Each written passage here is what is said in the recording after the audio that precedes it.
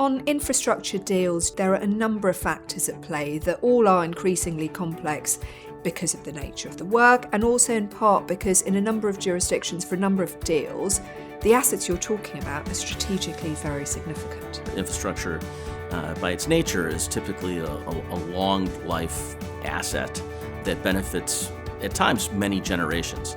So it's very capital intensive, and so the challenge has always been how to finance those assets. The funding needs and the capital required can be immense, and so what you're often doing is bringing together capital providers across different kind of pools of capital, different structures, some structures becoming very sophisticated as funding gaps need to be plugged. And what we try to do is help our clients really navigate, first of all, incentives that are available from governmental entities that will make the development more cost efficient.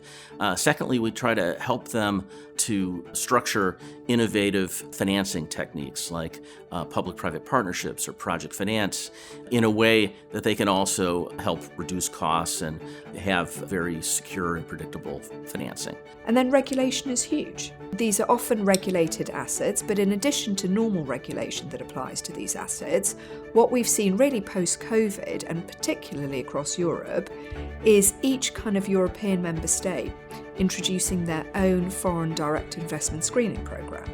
Traditionally, those regulatory challenges have been at the local level.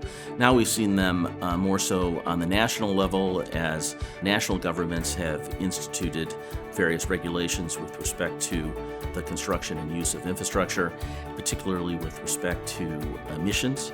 And there's also an added complexity in terms of where these components come from. They may be coming from other countries that may be subject to their own regulations, or those other countries may have their own regulations or reporting requirements that impact clients that may be doing work in one country but are subject to the regulations of another country.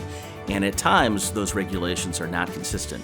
So part of what we do is we help our clients navigate those regulations around the globe. These assets are quite strategically significant, and so the way that they're regulated gets an awful lot of scrutiny. You might, on a particular transaction, be dealing with multiple layers of FDI regulation, plus antitrust, plus the normal kind of asset regulator, whether it's water or rail or energy. The breadth that's required to service clients in the energy transition and infrastructure area is so great. It encompasses everything from acquisitions from an M&A or private equity perspective to a regulatory perspective, from a classic energy perspective, real estate, all of these various components all now coming together around the globe to serve our clients.